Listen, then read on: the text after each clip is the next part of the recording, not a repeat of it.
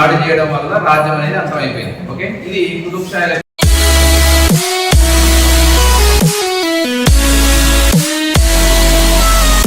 Class ఏంటంటే కుతుబ్ షా యొక్క రాజుల గురించి చెప్పుకున్నాం. ఎంతమంది రాజులు మొత్తం?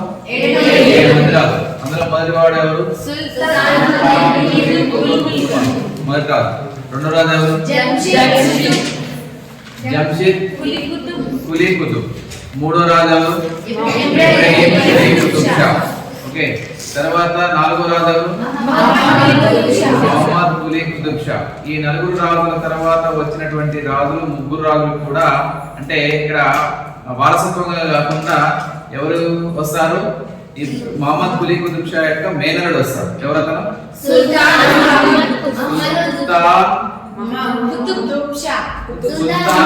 మహమ్మద్ కుతుబ్ షా. తర్వాత వచ్చినటువంటి వ్యక్తి ఎవరంటే అబ్దుల్లా కుతుబ్ షా. ఓకేనా, అబ్దుల్లా కుతుబ్ షా. చివరి రాజు ఎవరంటే అబుల్ హాసన్ ఖానీ షా. అతనితో రాజ్యం అంతమైంది ఎప్పుడు అంటే 1680లో అర్థమవుతుంది. ఎవరు దాడి చేయడం వల్ల? మొఘల్ సామ్రాజ్య రాజైనటువంటి ఔరంగజేబు దాడి చేయడం వల్ల రాజ్యం అనేది అంతమైపోయింది. ఓకే, ఇది కుతుబ్ షాల యొక్క రాజు యొక్క చరిత్ర. ఈ రోజు చేసే టాపిక్ కుతుబ్ షాల యొక్క పరిపాలనా విధానం.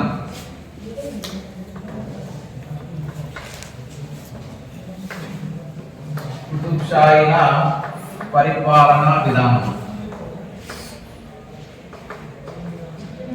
ఓకే, కుతుబ్ షా యొక్క పరిపాలనా విధానంలో వీరి యొక్క సామ్రాజ్యమా రాజ్యం.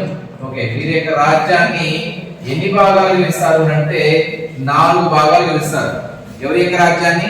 కుతుబ్ షా యొక్క రాజ్యాన్ని ఎన్ని భాగాలుగా విభజించబడుతుందంటే 4 భాగాలుగా. అవేంటి అంటే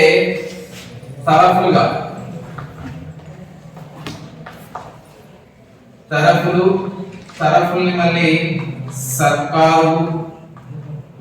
సర్కారుని మళ్ళీ తిరిగి పరగణాలు తిరిగి గ్రామాలు. ఓకే, రాజ్యాన్ని ఎన్ని భాగాలు విభజించారంటే 4 భాగాలు. ఓకే, ఎవరి యొక్క రాజ్యాన్ని? కుతుబ్ షా యొక్క రాజ్యాన్ని ఎన్ని భాగాలు విభజించారు? 4 భాగాలు. రాజ్యం అనేది తరఫులు మళ్ళీ తిరిగి చేశారు సర్కారులని పరగణాలని గ్రామాలు గాను. అంటే దీన్ని బట్టి అర్థమైంది, కొన్ని గ్రామాల సముదాయాన్ని పరగణాల సముదాయాన్ని సర్కారుల సముదాయాన్ని తరఫుల యొక్క సముదాయాన్ని రాజ్యం. ఆ రాజ్యమే కుతుబ్ షా యొక్క రాజ్యం, అదే గోల్కొండ రాజ్యం. ఓకే, మరి వీటికి ఉన్నటువంటి అధికారులు ఎవరు? ఓకే, అధికారులు ఎవరు? రాజ్యానికి ఎవరు ఉంటారు? రాజ్యానికి ఉన్నటువంటి అధికారులు రాజు లేదా చక్రవర్తి. ఓకే, నెక్స్ట్ తరఫుల యొక్క అధికారి ఎవరు అంటే తరఫ్దార్. ఓకే, తరఫుల యొక్క అధికారి ఎవరు అంటే తరఫ్దార్. ఇక సర్కారుల యొక్క అధికారి ఎవరు అంటే ఫౌజ్దార్.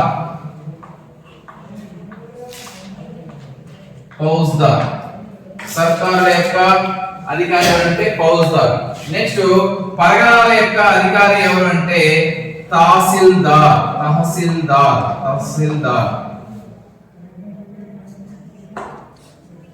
ఓకే, ఇక లాస్ట్ వన్ ఏంటిగా గ్రామాలు. సామ్రాజ్యానికి చిట్ట చివరి స్థానం ఏంటి? చిట్ట చివరిది ఏంటి? గ్రామం. గ్రామానికి అధికారిని ఏమంటారంటే ముకద్దం.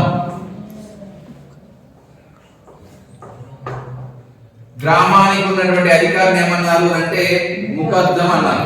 ఓకే, ఇది కుతుబ్ షా యొక్క పరిపాలనా కాలంలో రాజ్యాన్ని విభజించినటువంటి అంశం.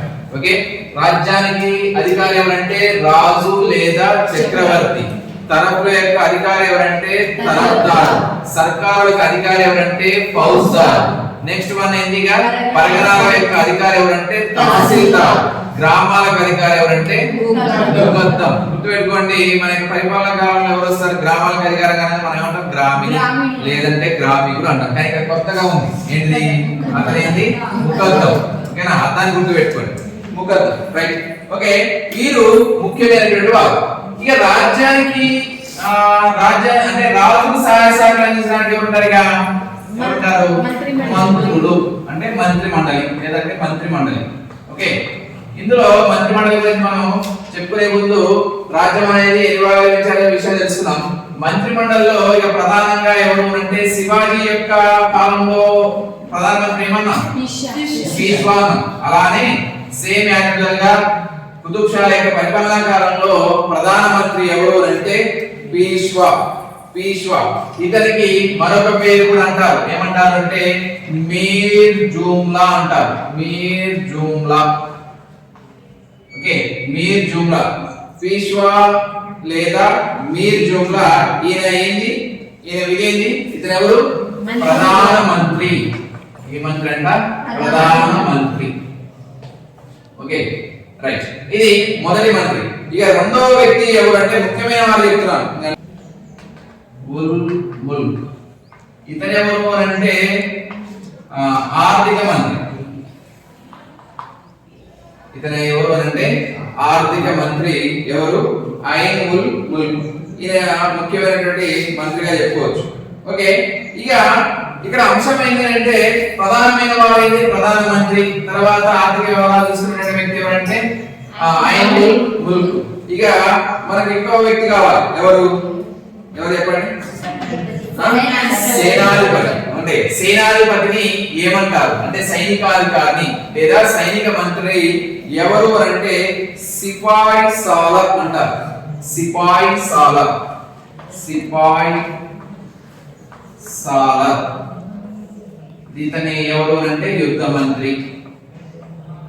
ఓకేనా, యుద్ధ మంత్రి ఎవరంటే ఇతను. ఆర్థిక మంత్రి ఎవరంటే ఐనుల్ ముల్క్. తర్వాత ప్రధానమంత్రి ఎవరు అంటే మీర్ జుమ్లా. Okay right. ఇప్పుడు ముఖ్యమైన అంశం ఏంటి? ఇక తరఫులు, సర్కార్లు, పరగణాలు, గ్రామాలు. ఇందులో ముఖ్యంగా మనం ఏం చెప్పుకుంటాం? రాజ్యం గురించి చెప్పుకుంటున్నాం. ఓకేనా, రాజ్యంలో రాజుకు సహాయ సహకారాలు అందించడానికి ఎవరు ఉన్నారు అంటే మంత్రులు ఉన్నారు. ఆ మంత్రుల్లో ప్రధానంగా ముగ్గురు గురించి చెప్పుకున్నాం. ఇంకా ఉన్నారు న్యాయపాలన మంత్రి అని, న్యాయశాఖ మంత్రి అని, తర్వాత ఇంకా సలహా సూచనలు ఇచ్చినటువంటి మంత్రులని, ఇంకా ఇతరత్ర వారు ఉన్నారు. కానీ ప్రధానమైనటువంటి వారు ఎవరంటే ప్రధాని, ఆర్థిక మంత్రి, యుద్ధ మంత్రి అనేది ప్రధానమైనవిగా చెప్పుకోవచ్చు. సరే, ఇక్కడ అంశం ఏంటంటే సర్కారు. నెక్స్ట్ వన్ ఏంటి? తరఫ్దారు అని చెప్పుకున్నాం. తరఫ్లకి అధికారి ఎవరు? తరఫ్దార్. అంటే ఈ తరఫ్లకి అధికారి. తరఫ్లు ఏమనొచ్చు అంటే ప్రాంతీయ పరిపాలన కూడా చెప్పుకోవచ్చు. అంటే ప్రాంతీయ పరిపాలనలుగా అని కూడా చెప్పుకోవచ్చు. ఈ తరఫ్లు ఏమన్నారు అంటే ప్రావిన్సీలు అని కూడా అన్నారు. ఏమన్నారట? ప్రావిన్సీలు.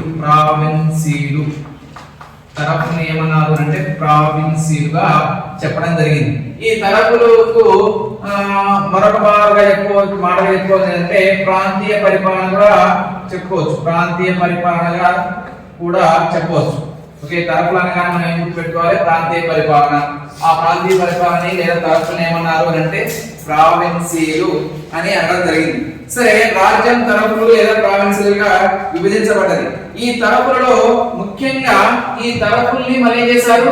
సర్కార్లు విభజించారు. ఈ సర్కార్లు ఏది విభజించారంటే 37 సర్కార్లు ఉన్నాయట. ఎన్ని సర్కార్లు కదా? 37 సర్కార్లు. గుర్తుపెట్టుకోండి, కుతుబ్ షా యొక్క పరిపాలనా కాలంలో ఉన్నటువంటి సర్కార్ల యొక్క సంఖ్య ఎంత అంటే 37 సర్కార్లు. ఓకే, ఈ సర్కార్లు ఏం చేశారు చెప్పాను? పరగణాలుగా విధించారు. మరి పరగణాలు ఎన్ని ఉన్నాయి? కుతుబ్ షా యొక్క పరిపాలనా కాలంలో ఉన్నటువంటి పరగణాల యొక్క సంఖ్య ఎంత అంటే 517 పరగణాలు ఉన్నాయి. 517 పరగణాలు ఉన్నాయి. గుర్తుపెట్టుకోండి, మనం తెలంగాణ విమోచన దినోత్సవం చేసుకుంటాం. తెలంగాణ విమోచన దినోత్సవం ఎప్పుడు అంటే అది కూడా లెసన్ ఉంది లేండి. అది కూడా లెసన్ వచ్చినప్పుడు చెప్తాం. ఎప్పుడు జరుపుకుంటాం? సెప్టెంబర్ 17వ తారీఖున తెలంగాణ విమోచన దినోత్సవం అంటాం. ఎందుకు అని అంటే భారతదేశంలో ఏ పరగణ భారతదేశంలో విలీనం కాలే. ఏ ప్రాంతం? హైదరాబాద్ ప్రాంతం. అంటే దాన్ని ఏమన్నాం మనం? పరగణ అన్నాం. అంటే దీని బట్టి అర్థమైంది పరగణ అనేది ఎన్ని ఉన్నాయంట? కుతుబ్ షా యొక్క పరిపాలనా కాలంలో ఎన్ని పరగణాలు ఉన్నాయి? 517. ఆ 517 పరగణాల్లో హైదరాబాద్ ఒకటి. ఓకేనా? కాకపోతే నేను చెప్పేది కుతుబ్ షా చెప్తున్నా. నెక్స్ట్ లెసన్ లో మనం ఏమో వస్తారంటే నిజాం వస్తారు. అంటే నిజాం యొక్క పరిపాలన కాలంలోనే హైదరాబాద్ ప్రాంతం భారతదేశంలో కలపను అని అంటాడు. ఇక్కడ కుతుబ్ షాహీ పరిపాలన కాలంలో ఉన్న పరికరాల సంఖ్య 517. కానీ నిజాం కాలం అంటే నెక్స్ట్ లెసన్ లో వచ్చినటువంటి నిజాం పరిపాలన కాలం వచ్చేసరికి ఈ యొక్క పరికరాల సంఖ్య ఇంకా పెరుగుతుంది. అదెంతో అనేది అంటే ఇది గుర్తు పెట్టుకోవడం కోసం ఇక్కడ గుర్తు చేస్తున్నా. ఓకే, కుతుబ్ షాహీ పరిపాలన కాలంలో ఎన్ని పరికరాలు ఉన్నాయి? 517. నెక్స్ట్ లెసన్ వచ్చినప్పుడు చూద్దాం దాని గురించి. ఓకే, పరగణాలు 517 పరగణాలు ఉన్నాయి. సరే, ఈ పరగణాలలో ముఖ్యంగా ప్రాంతీయ పరిపాలనలో కుతుబ్ షాహీ పరిపాలించేటప్పుడు ఈ యొక్క పరగణాల కాలంలో లేదంటే పరగణాల సమయంలో 517లో ఎవరు వ్యాపారానికి వచ్చారు? యూరోపియన్లు వ్యాపారానికి వచ్చారు. అంటే ఈ 517 పరగణాలలో విస్తరించబడినటువంటి వారు ఎవరంటే యూరోపియన్లు. ఎవరు అదిగా యూరోపియన్ అనగానే చెప్పండి? పోర్చుగీస్ వారు ఎవరు వచ్చారు? తర్వాత డచ్ వారు, తర్వాత ఇంగ్లీష్ వారు. ఓకేనా, ఇంగ్లీష్ వారు. రైట్. అంటే ఈ 517 పరగణాలలో అంటే ఈ 517 పరగణాలలో విస్తరించబడినటువంటి వారు ఎవరంటే యూరోపియన్లు. ఎందుకు వచ్చారు వీళ్ళు? వ్యాపారం కోసం వచ్చారు. వ్యాపారం కోసం వచ్చారు కాబట్టి ఎవరెవరు ఉన్నారు? పోర్చుగీస్ వారు, డచ్ వారు, ఇంగ్లీష్ వారు. సరే, వీరికి ముఖ్యమైన వారు ఎవరు? అందులో ముఖ్యంగా మనం ఏదైతే చెప్పుకుంటాం ఇంగ్లీష్ వారు చెప్తాం. ఈ ఇంగ్లీష్ వారికి ప్రధానమైనటువంటి ఓడరేవు ఏంటంటే మన యొక్క కుతుబ్ షాహీ పరిపాలన కాలంలో ఇంగ్లీష్ వారి యొక్క ప్రధాన ఓడరేవి ఏంటి? ఏంటిది? మచిలీపట్నం. మచిలీపట్నం. ఓకే, ఎక్కడది? ఆంధ్రలో. ఓకేనా, మచిలీపట్నం అనేది ప్రధానమైనటువంటి ఓడరేవుగా చెప్పుకోవచ్చు. సరే, ఇక్కడ ఇంకో బిడ్డ చెప్తాను. మరి ఓడరేవులు ఉన్నాయి. ఓడరేవు దగ్గర కూడా ఒక అధికారి ఉండేవాడు. ఎవరి యొక్క పరిపాలన కాలంలో? కుతుబ్ షాహీ యొక్క పరిపాలన కాలంలో ఓడరేవు దగ్గర కూడా ఒక అధికారి ఉండేవాడు. ఆ అధికారి ఏం చేసేవాడు అంటే పన్నులు వసూలు చేసేవాడు. శాంతి భద్రతలను నిర్వర్తించడం కావచ్చు, లేదంటే వచ్చిన వస్తువులు లేదా పోయే వస్తువులకి ఏమి విధిస్తారు? ఎక్స్పోర్ట్, ఇంపోర్ట్ అని ట్యాక్స్ విధిస్తారు. ఓకేనా, ఇప్పటికీ కూడా ఉంది.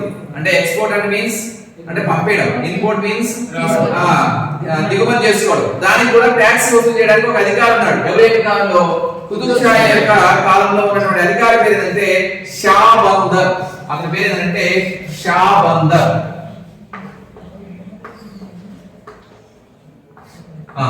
ఎవరి ఏ ప్రాంతానికి ఎక్కడ అధికారినం?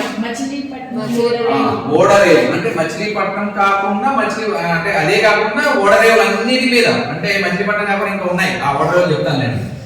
ఆ ఓడరేవుల మీద ఉన్నటువంటి అధికారి ఎవరు అంటే షాబందర్. అంటే ఓడరేవు ముఖ్య అధికారిని ఏమని పిలుస్తారు అంటే షాబందర్ అని పిలుస్తారు. షాబందర్. ఓకే, ఈ షాబందర్ అనేటటువంటి వ్యక్తి ఏం చేస్తాడు? వర్తక వ్యాపార విషయాలన్నీ కూడా చూసుకునేటువంటి వ్యక్తిగా ఉన్నాడు. సరే, ఇక్కడ ఒక అంశం ఏంటంటే గొప్పదైన విషయము, ఓడరేవులో పన్ను వసూలు చేయాలంటే ఓడరేవులో పన్ను అంటే ఓడరేవుల మీద పన్ను వసూలు చేయాలి అంటే ఏం చేసేవారు అంటే సంవత్సరానికి ఒక వేలంపాట వేసేవారు. వేలంపాట అంటే తెలుసు కదా? వేలంపాట అంటే ఓడరేవు ప్రాంతంలో పన్ను వసూలు చేయడం కోసం వేలంపాట. అంటే సంవత్సరం మొత్తంగా ఎవరైతే వేలంపాటలో గెలుస్తారో వారు సంవత్సరం మొత్తం ఎంతైనా వసూలు చేసుకోవచ్చు. కానీ వేలంపాటలో అతను ఎంతైతే వేలంపాట పడతాడో ఆ యొక్క అమౌంట్ ఎవరికి కట్టాలి? రాజుకు కట్టాలి. అంటే రాజుకు, రాజ్యాంగ అధికారి అయినటువంటి రాజుకు కట్టాలి. ఎందుకంటే ఓడరేవుల మీద ఏం జరుగుతుంది? వేలంపాట జరిగేది. ఆ వేలంపాటలో ఎక్కువగా ఎవరు పాల్గొనేవారు తెలుసా? బ్రాహ్మణులు పాల్గొనేవారు. బ్రాహ్మణులు, బనియాలు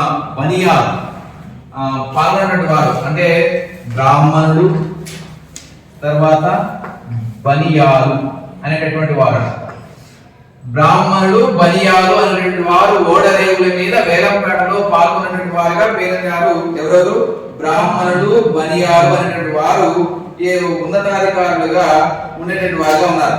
సరే, ఎక్కువ శాతం ఈ యొక్క ఓడరేవు ప్రాంతంలో వచ్చినటువంటి ఆదాయం ఎంత ఉన్నది అని అంటే వీరి యొక్క కరెన్సీ. ఎవరి యొక్క కరెన్సీ?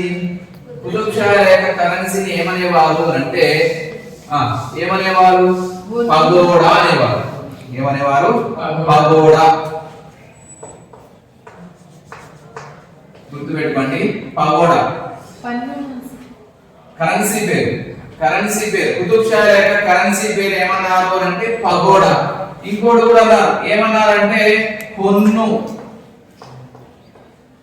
కరెన్సీ పేరు. అంటే ఎవరి కరెన్సీ ఇది?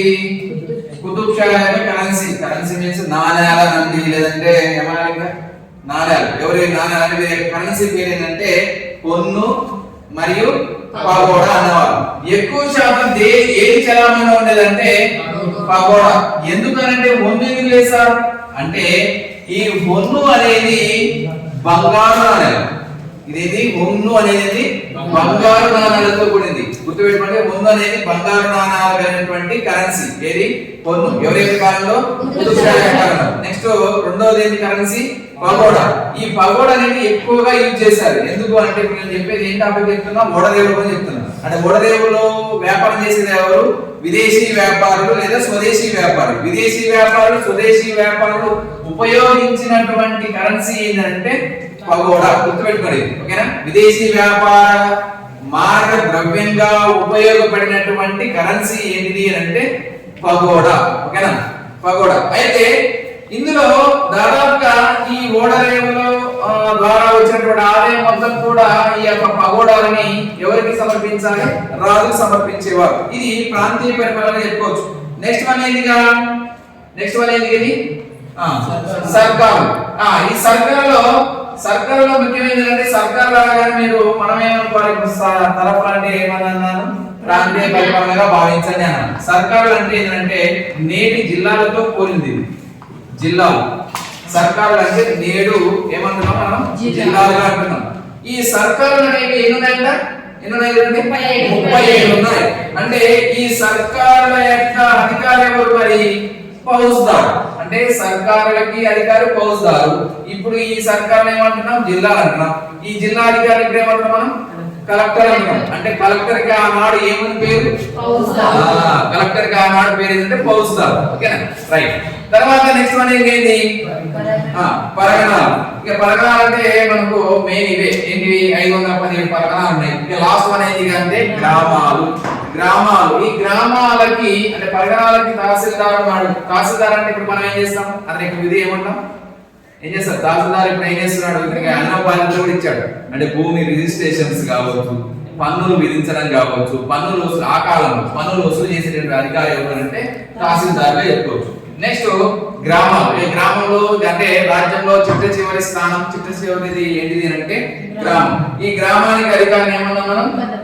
ముకద్దం. గ్రామాధికారి అనొచ్చు, లేదంటే గ్రామ పరిపాలకుడు అని కూడా అనొచ్చు. గ్రామ పరిపాలకుడు ఏమంటారు అంటే ముకద్దం.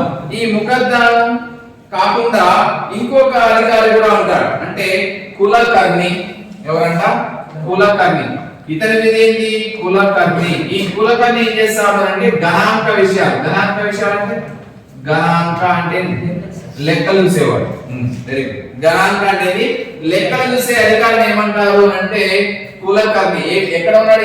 ఇది కూడా పరిపాలనలో గ్రామంలోనే ఉన్నటువంటి అధికారిగా చెప్పుకోవచ్చు. అంటే ముఖద్దంతో పాటు ఉన్నటువంటి అధికారి ఎవరంటే కులకర్ణి. ఇతనే కాకుండా దేశే పాండే. దేశే పాండే అనేటువంటి అధికారి కూడా ఉండేవాడు. దేశే పాండే. దేశే పాండే. ఎన్ని అధికారులు? ఎంతమంది అధికారులు ఉన్నారు గ్రామంలో? 3 అధికారులు. ముకద్దం, కులకర్ణి, దేశే పాండే. ఓకేనా? వీరు ముగ్గురు కూడా ఏంది? మెయిన్ మాత్రం ఇతనే. ఎవరు? ముకద్దం. ఈ ముకద్దానికి సంబంధించేవారు 2 మంత్రులు. ఇద్దరు ఎవరు అంటే కులకర్ణి, దేశే పాండే అనేటువంటి వ్యక్తులు. ఈ ఇద్దరు కూడా. Okay, right. నెక్స్ట్ వన్ రాజ్యం అయిపోయింది. అంటే రాజ్యంలో ఉన్నటువంటి రాజ్యాన్ని తరఫులుగాను, తరఫులని సర్కారుగాను, సర్కారు పరగణాలుగాను, పరగణాలని గ్రామాలుగాను విభజించారు. మరి రాజ్యానికి అధికారి ఏమో రాజు లేదా చక్రవర్తి, తరఫులకి అధికారి ఎవరు? తరఫ్దారు. సర్కారులకు అధికారి ఎవరు అంటే ఫౌజ్దారు. తర్వాత పరగణాలకు అధికారి ఎవరు? తహసీల్దారు. గ్రామానికి అధికారి ఎవరు? Okay, next